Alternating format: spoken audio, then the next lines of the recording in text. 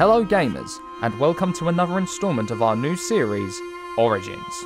A show where we dive into the archives and deliver you the origin stories behind the greatest competitive video games of all time. And when you talk about greats, there is one name that instantly comes to mind. A game which is almost too perfect, and that game is StarCraft. In this episode, we'll be taking a look at Blizzard Entertainment's monster hit, a game which continues to defy the ages, but one which didn't get off to the start its developers had hoped for. I'm Sam Hearn, and this is the story of StarCraft.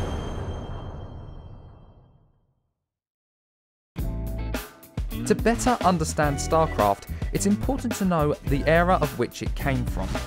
Back in the early 90s, real-time strategy games for PC were growing in popularity. Westwood Studios' iconic game Dune 2, released in 1992, had created a new benchmark for the genre.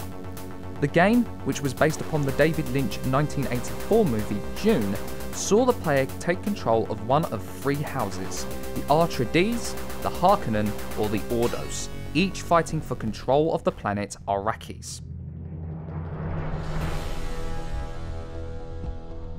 In order to build structures and an army to defeat their enemies, players had to gather a valuable resource known as the spice. Dune 2's resource gathering was new to the RTS genre, as was the idea of having unique units for each of the playable factions. The Ordos' most powerful unit was the Deviator Launcher, which could fire gas at an enemy unit, forcing them to temporarily switch sides, while the Harkonnen had the Devastator, a mammoth tank with thick armour and the ability to self-destruct. Dune 2 also introduced tech trees and innovative mouse and keyboard controls to move units. Dune 2 had all the core concepts we see in modern RTS games, and back in 1992 was the catalyst for a golden age of RTS. An age which saw Blizzard Entertainment release their first RTS game in 1994, WARCRAFT, Orcs and Humans.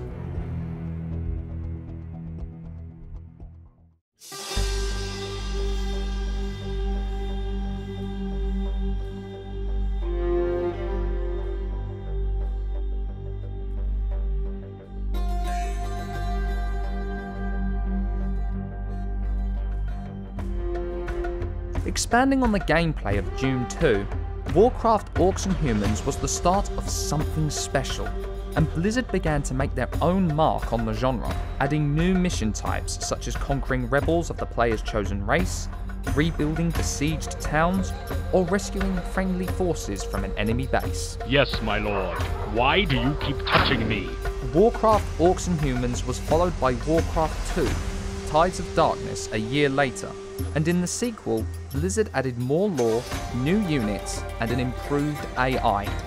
An expansion would follow in 1996, WARCRAFT 2, Beyond the Dark Portal, introducing 10 new playable hero characters, 2 new campaigns, and new multiplayer maps. WARCRAFT was now a massive hit, and it came as a shock to gamers that instead of working on WARCRAFT 3, Blizzard had instead decided to work on a brand new IP, StarCraft. In stark contrast to the fantasy world of WARCRAFT, StarCraft was to be set in a futuristic space era, and Blizzard introduced the world to their new project in a reveal at E3 in 1996. Unfortunately, it was not well received.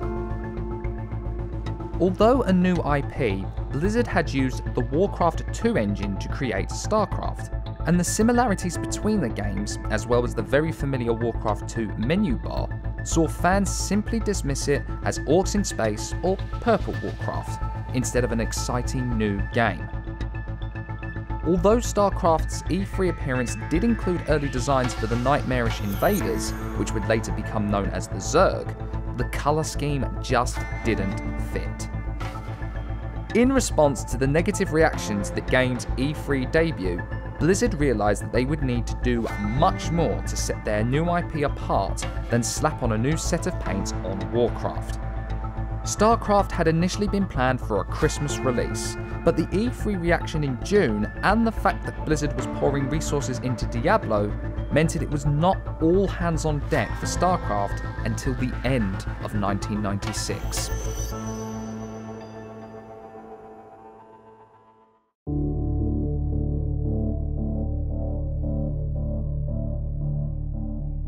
Blizzard had begun rewriting and improving the game engine, and a year later, when screenshots were released of the StarCraft Alpha, the game had an aesthetic of its own.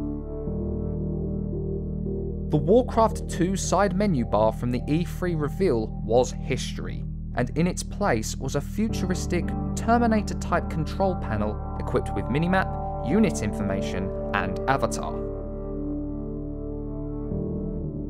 Although the graphics were not there yet, there was a huge improvement from the E3 reveal and looked far more fitting for a sci-fi RTS game. Screenshots from the alpha in 1997, which showcased the new look, also included units from two other playable races, the Terran and the Protoss.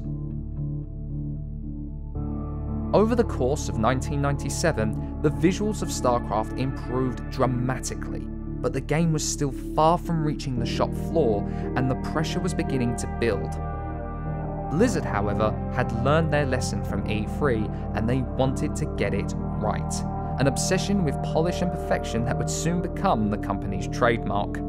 Although this was not their first RTS game, it was incredibly more complicated than WARCRAFT 2.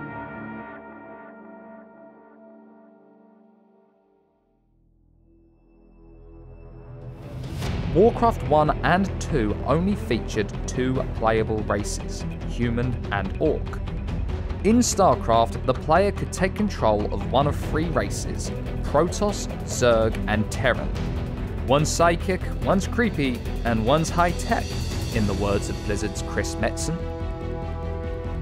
Blizzard's Senior Vice President of Story and Franchise Development, Metzen, would say in retrospect that the concept of each race being completely unique galvanized the team around the new project. Although WARCRAFT 1 and 2 had introduced a larger variety of units for their playable races when compared to Dune 2, many of the basic units were essentially the same. For example, the basic soldier for the humans was the footman, while the orcs had the grunt. Although the two units looked completely different, their stats were identical. The humans had archers, knights and ballistas, the orcs had axe throwers, ogres and catapults. Visually very different, but at their core, very much the same. The town is under attack! Aside from hero characters, spellcasters were where the two races were different, with each race able to build units with unique spells. The aim for StarCraft was for every single building, unit, ability and hero to be completely different, with each race possessing its own strengths, much like Westwood Studios had done with Soviet and Allied forces for their '96 RTS smash hit Command & Conquer: Red Alert. WARCRAFT 2 was a big name in the RTS arena, but formidable challengers were already making it to market. Patrick Wyatt, Vice President of R&D at Blizzard, worked on both WARCRAFT 2 and StarCraft, and he would say over a decade later that Blizzard knew at the time they needed to make something that kicked ass. They knew they were no longer the underdogs based on the success with WARCRAFT 2 and Diablo. In the gaming world, you're only ever as good as your last game. We needed to go far beyond what we'd done previously, and that required taking risks, said Wyatt.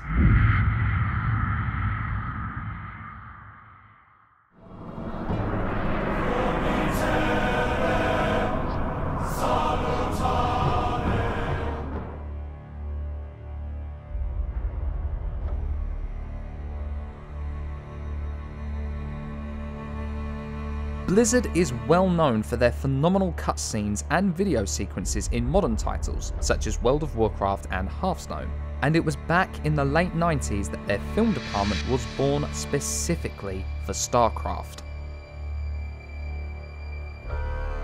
Prior to the mid-90s, cinematics in video games were used sparingly, but advancements in technology such as the CD-ROM were making them far more feasible and widespread. Westwood Studios' RTS behemoth, Command & Conquer Red Alert, had incorporated live-action sequences between missions, but Blizzard was ready to take cutscenes to the next level.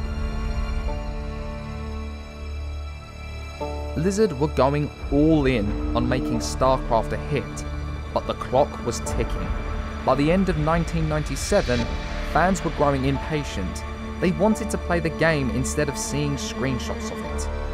Some fans even formed a group known as Operation Can't Wait Any Longer, and wrote fan fiction of why the game was delayed and how they would break into the office to steal a copy of the game.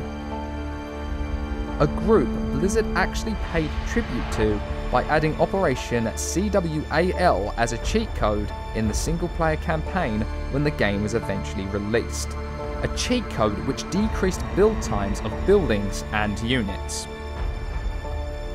It wouldn't be until 1998 that StarCraft would finally see the light of day, almost 2 years after the infamous E3 reveal. But once again, Blizzard would face unexpected challenges. The story continues after the break.